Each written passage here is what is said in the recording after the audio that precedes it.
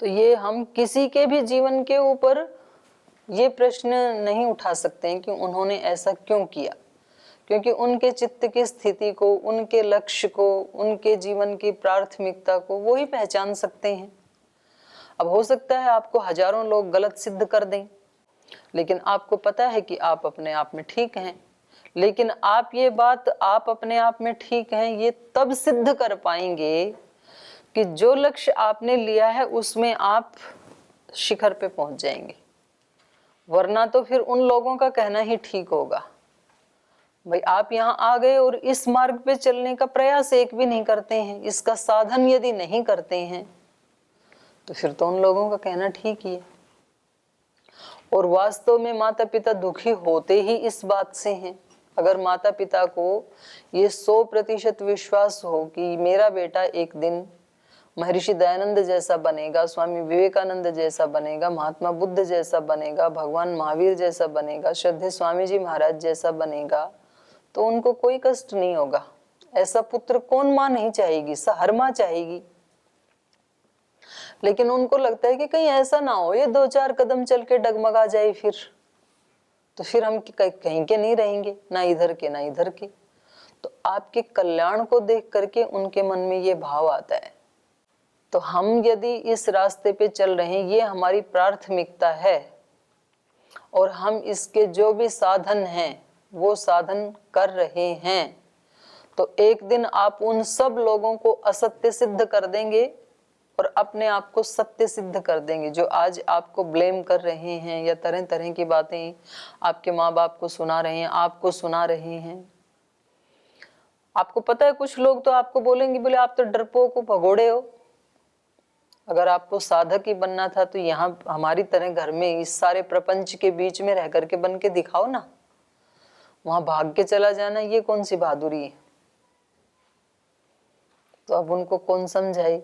अब कोई व्यक्ति कहे कि इतने ही आप बलवान हो, कोई व्यक्ति कहे मैं बड़ा बलवान हूं, दंड बैठक लगाता हूं, दूध पीता हूं, तो बोले इतने ही बलवान हो तो आगे से ट्रक आ रहा है, बचते क्यों हो, क्यों डरते हो, डरपोक हो तुम तो अब ये कोई प्रमाण थोड़ी है कि भाई वो आ रहा है तो जानबूझ के उससे टक्कर मारो। तो ऐसे ऐसे प्रश्न तो उठते ही रहते हैं। तो इसलिए श्री राम, क्योंकि उनके जीवन की प्राथमिकता है अपने पिता के वचनों को सिद्ध करना, तो इसलिए उन्होंने सब चीजों को गौण रखा। क्योंकि आप देखो सारी चीजों को साथ लेकर के सब रास्तों के ऊपर एक साथ नहीं चल सकते। आप सत्य की प्रतिज्ञा करें, सत्य आचरण भी करें और कोई भी नाराज ना हो, ऐसा नहीं होगा। कुछ लोग तो मिल ही जाएंगे, आप कितना भी अच्छा जीवन क्यों ना जियो, किसी न किसी को तकलीफ हो ही जाएगी। पर अपनी तरफ से किसी के प्रति तकलीफ देने की भावना नहीं होनी चाहिए। तो श्री राम यद्यपि तकलीफ देना नहीं चाहते हैं किसी भी नगरवासी को, वो तो सुख ही देना चाहते हैं, जब तक रहे सुख ही दिया। लेकिन अब वो दोनों काम एक साथ नहीं कर सकते हैं कि वो नगरवासियों की इच्छा भी पूरी कर दें और अपना जो उनके जीवन का लक्ष्य है पिता की आज्ञा का पालन करना उसको भी पूरा करें। तो दोनों में से जब एक चुनना पड़ेगा तो व्यक्ति को नीति भी यही कहती है, एक परिवार की रक्षा के लिए एक व्यक्ति का परित्याग कर देना चाहिए। अगर पूरे घर में एक व्यक्ति ने कलह मचा रखी है तो पूरे परिवार की शांति के लिए एक व्यक्ति को छोड़ देना चाहिए, और पूरे गांव की शांति के लिए एक परिवार का त्याग कर देना चाहिए, और पूरे देश की सुख शांति के लिए गांव को छोड़ देना चाहिए, समाज को छोड़ देना चाहिए, एक लिमिटेड समाज को। और आत्म शांति के लिए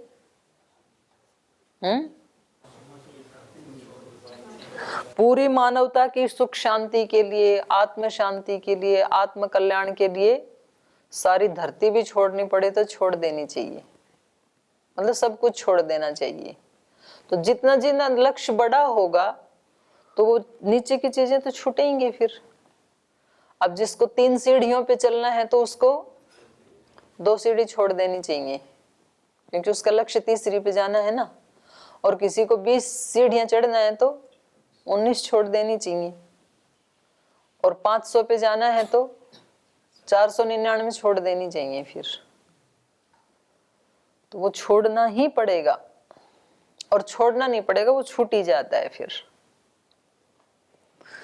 तो मुझे लगता है अब आगे पढ़ें। हो गया आपका प्रश्न? ठीक है, तो थोड़ा पढ़ लेते हैं अभी। चलिए, तो 38वां सर्ग पढ़ते हैं। रामोऽपि रात्रिशेषेण तेनैव महदन्तरं जगाम पुरुष व्याघ्र पितुराज्ञां मनुस्मरन् तथैव गच्छतस्तस्य व्यापयाद्रजनी शिवा उपास्य स शिवां सन्ध्यां विषयान्तं व्यगाहत ततो वेदश्रुतिं नाम शिववारिवहां नदीम् उत्तीर्याभिमुखप्रायादगस्त्याध्युषितं दिशं गत्वा तु सुचिरं कालं ततः शिवजलां नदीं गोमतीं गोयुतानुपां मातरत् सागरं गमाम्।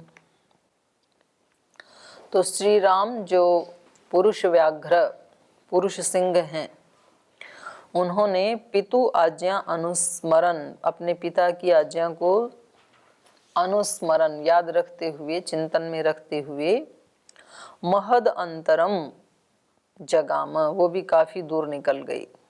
तेनैव रात्रि शेषेण, वो ही जो रात्रि शेष बची थी उसमें वो भी काफी दूर पहुंच गई।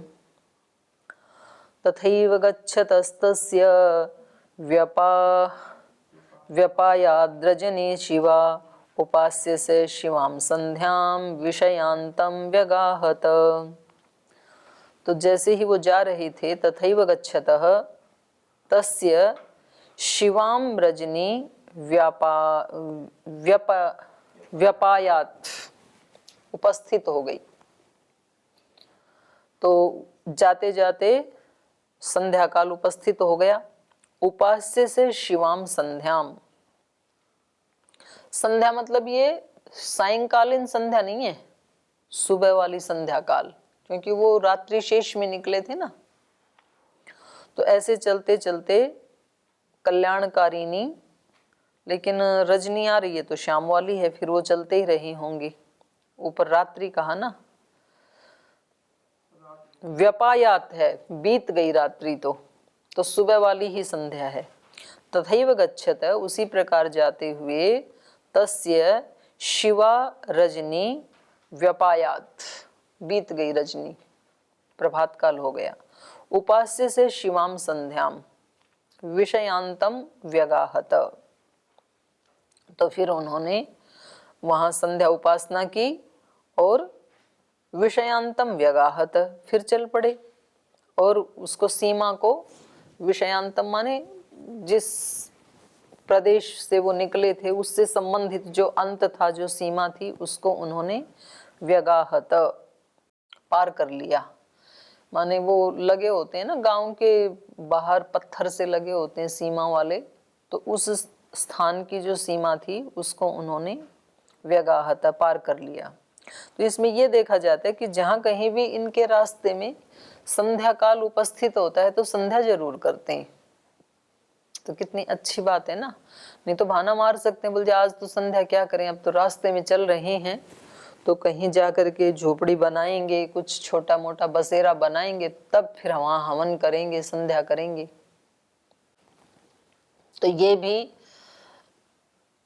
पिछले उत्तर जैसे ही है कि हमने अपने जीवन में प्राथमिकता किसको दे रखी है। संध्या के समय हम कहते हैं जी अब तो पेपर चल रहे हैं, अब संध्या में आधा घंटा वेस्ट होगा, इसलिए इससे अच्छा तो हम पेपर की तैयारी कर लेते हैं, संध्या तो फिर भी कभी कर लेंगे, कल भी कर लेंगे। तो इसका मतलब है कि आपने केवल वो शब्दों की परीक्षा को ही अपने जीवन में प्राथमिकता दे रखी है, और संध्या आपके लिए गौण है, भगवत प्राप्ति आपके लिए गौण है। आप कहते हो कि जिनमें हमारे अंक आएंगे वो विद्या तो हम पढ़ लेंगे, पर रामायण में तो कोई हमारा कोई अंक आने वाला है नहीं, तो इसको तो हम बाद में भी कभी पढ़ लेंगे।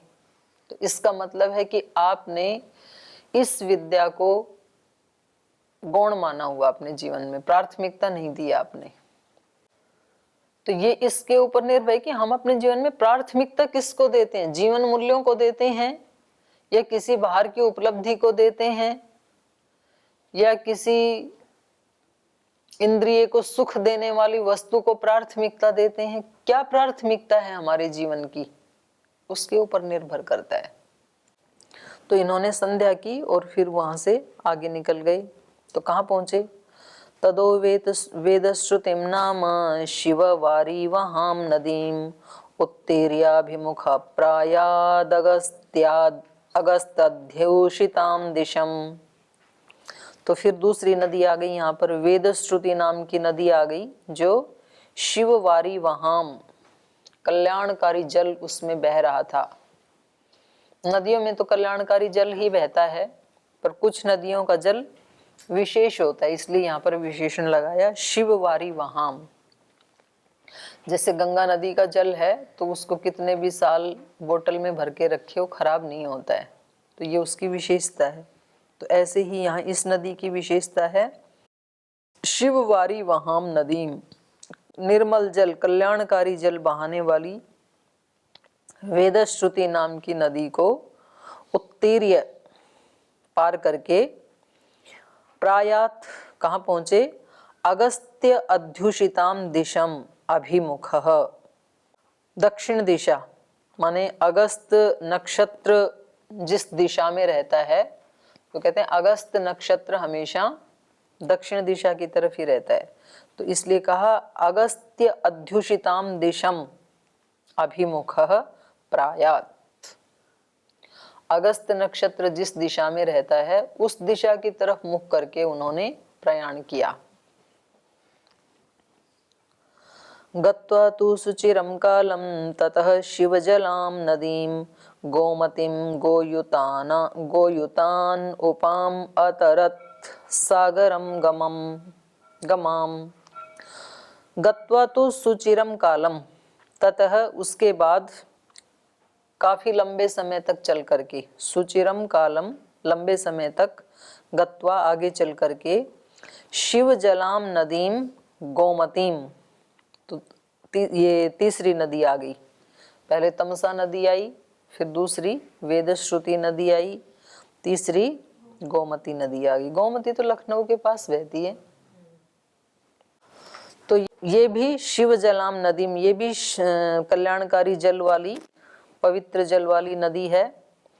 और वहां पर जाकर के गोयुतान उपाम अतरत सागरम गमाम, गोयुतान उपाम, गायों का समूह, उपाम उसके पास में विचरण कर रहा था। गोयुतान उपाम सागरम गमाम गोमतीम नदीम अतरत, तो सागर को जाने वाली उस गोमती नदी को उन्होंने पार किया, जिसके पास गाय आदि चल रही थी, ऐसी नदी को उन्होंने पार किया। गोमतीं चाप्यतिक्रम्य राघव शीघ्रगैर्हयैः मयूरहंसाभिरुतां ततार सन्दिकां नदीं स महीं मनुना राज्ञा दत्तामिक्ष्वाकये पुरा स्फीतां राष्ट्रवृत्तां रामो वैदेहीमन्वदर्शयत् ततो धान्यधनोपेतान् ब्रह्मघोषाभिनादितात् रथेन पुरुषव्याघ्र कौशलानत्यवर्तत तत्र त्रिपथगां दिव्यां शिवतोयामशैवलां ददर्श राघवो गंगां पुण्यां ऋषिनिषेवितां तामूर्मि कलिलावर्तवम् अन्ववेक्ष महारथ सुमन्त्रम् अब्रवीत् सूतम् इहैवाद्यवसामहे। तो गोमती को भी उन्होंने अतिक्रमण कर लिया, पार कर लिया। गोमतीं च अपि अतिक्रम्य राघवः शीघ्र गई हयैहि, तो गोमती में शायद कम पानी होगा, तो घोड़ों समेत पार कर लिया उसको। शीघ्र गई हयैहि, शीघ्रगामी घोड़ों के द्वारा राघव ने गोमतीं च अपि अतिक्रम्य, गोमती का भी अतिक्रमण करके, या उसके ऊपर कुछ बना होगा, पुल आदि जो भी है। वहां पर मयूर हंसा भी रुताम ततार संदिकाम नदीम। अब ये चौथी नदी आ गई, संदिका नदी। और वहां पर उस नदी का शब्द कैसा था? मयूर हंसा भी रुताम। रु शब्द है ना, तो उनके मयूर और हंस आदि के शब्दों के समान उसके पानी की ध्वनि हो रही थी। ऐसी उस संदिका नदी को उन्होंने ततार पार किया। समहिं मनुना राज्ञा दत्ताम इक्ष्वाकये पुरा स्फीताम राष्ट्रवृताम रामो वैदेहीम अन्वदर्शयत्। तो इस जमीन पे जहाँ ये पहुँचे संदिका नदी को पार करके, तो कह रहे हैं ये जो जमीन है पुरा प्राचीन काल में समहिम मनुना, महाराजा मनु ने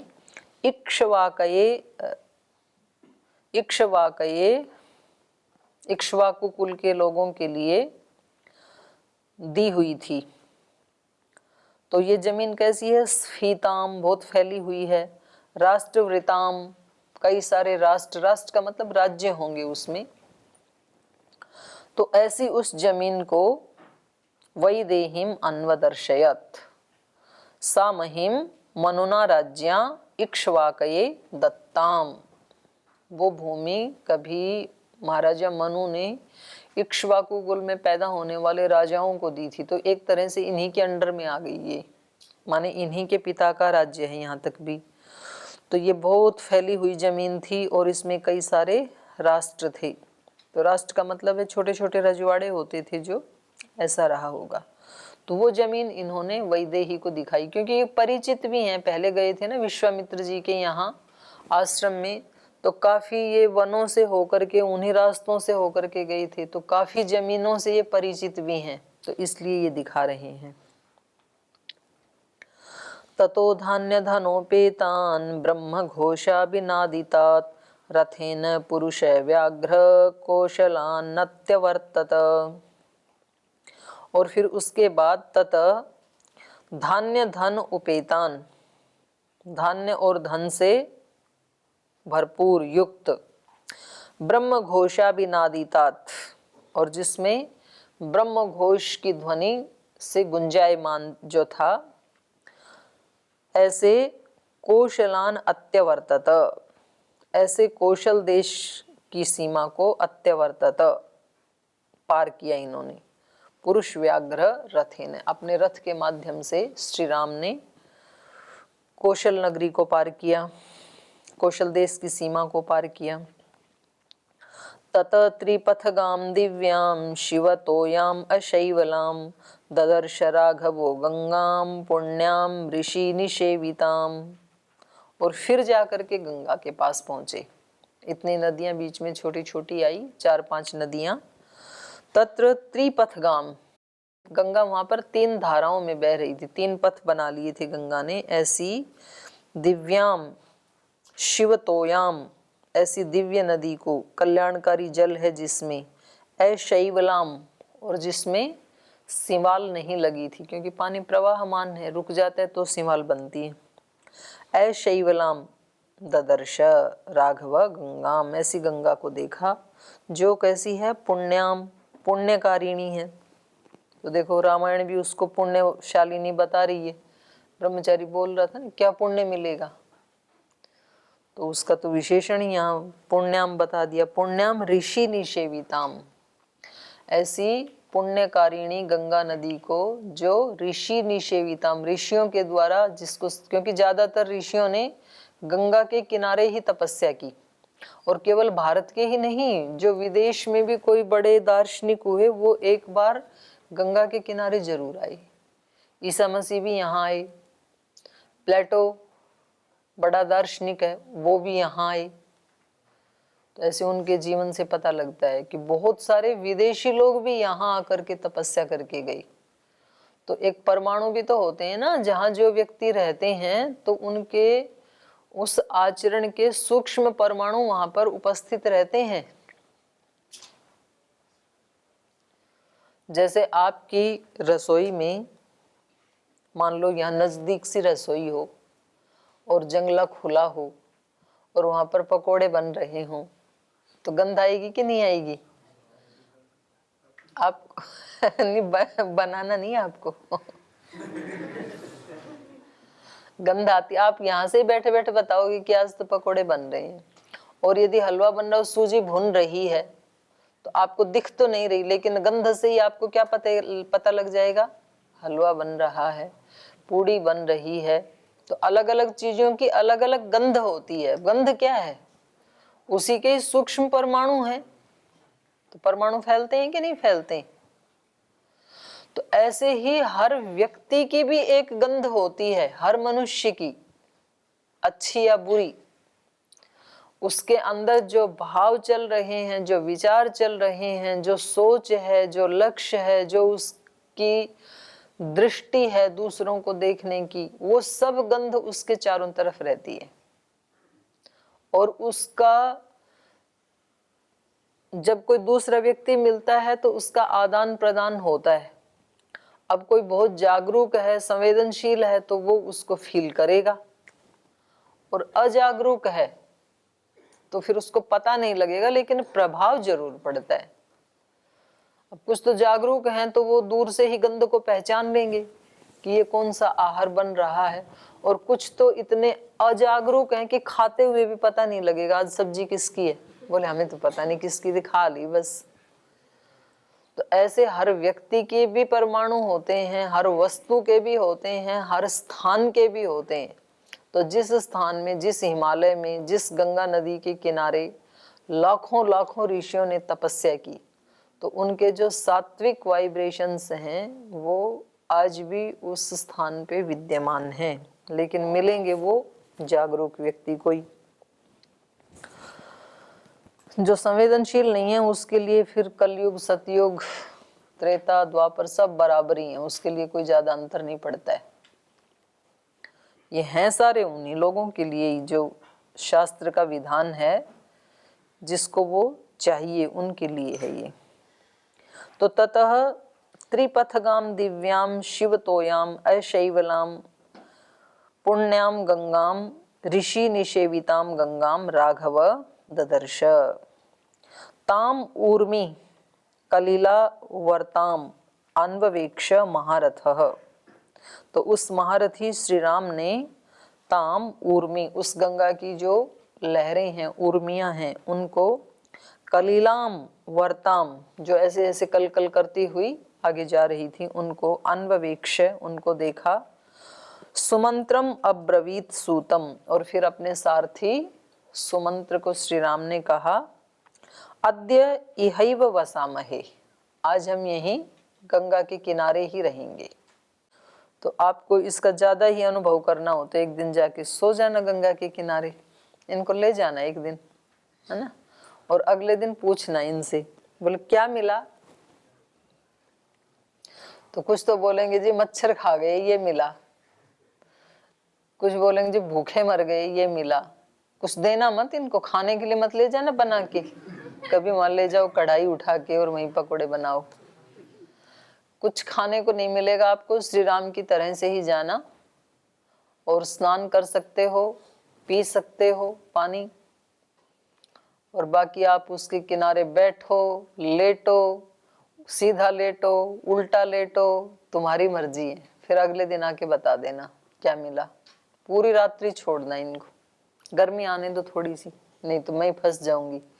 एक नया काम दीदी ने बता दिया। चलिए आगे। लक्ष्मणश्च सुमन्त्रश्च बाढ़मित्येव राघवम् उक्त्वा तमिङ्गुदी वृक्षं तपो उपययतुर्हयैः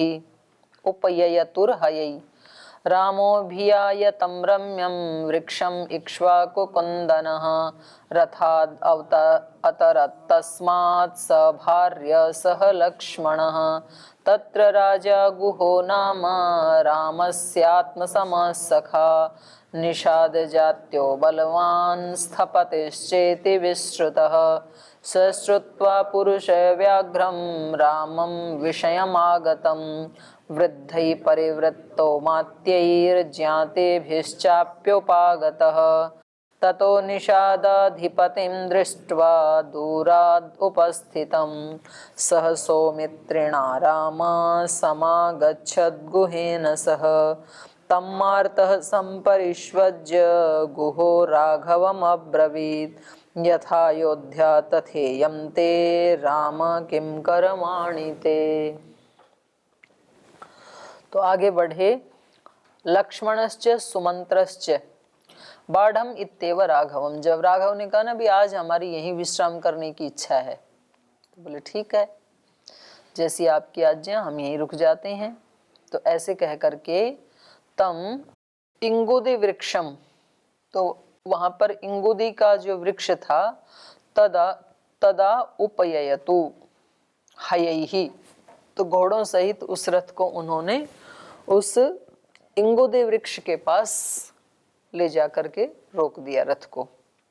उनको लेकर के गई श्री राम को। तो इंगुदी वृक्ष क्या होता है मुझे नहीं पता, आपको पता हो तो मुझे बता देना, ठीक है। जंगल का कोई भी वृक्ष होगा। तो आज समय हो गया, आज हम यहीं विराम लेते हैं, शेष कल पढ़ेंगे।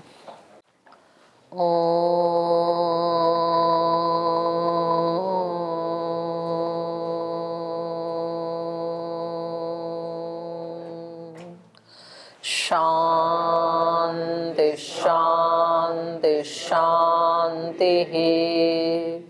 श्री गुरुभ्यो नमः। ऐसे है मेरे राम, ऐसे है मेरे राम, ऐसे है मेरे राम, ऐसे है मेरे राम। विनय भरा हृदय करे सदा जिन्हें प्रणाम, ऐसे है मेरे राम, ऐसे है मेरे राम। राम सा पुत्र न राम सा भ्राता, राम सा पति नहीं राम सा त्राता, राम सा पुत्र न राम सा भ्राता, राम सा पति नहीं राम सा त्राता, राम सा मित्र न राम सा दाता, सबसे निभाए सबका नाता, राम सा मित्र न राम सा दाता, सबसे निभाए सबका नाता। स्वभाव से उदार शांत सब गुणों के धाम, ऐसे है मेरे राम, ऐसे है मेरे राम। विनय भरा हृदय करे सदा जिन्हें प्रणाम, ऐसे है मेरे राम, ऐसे है मेरे राम, ऐसे है मेरे राम, ऐसे है मेरे राम, ऐसे है मेरे राम। ऐसे श्री गुरुभ्यो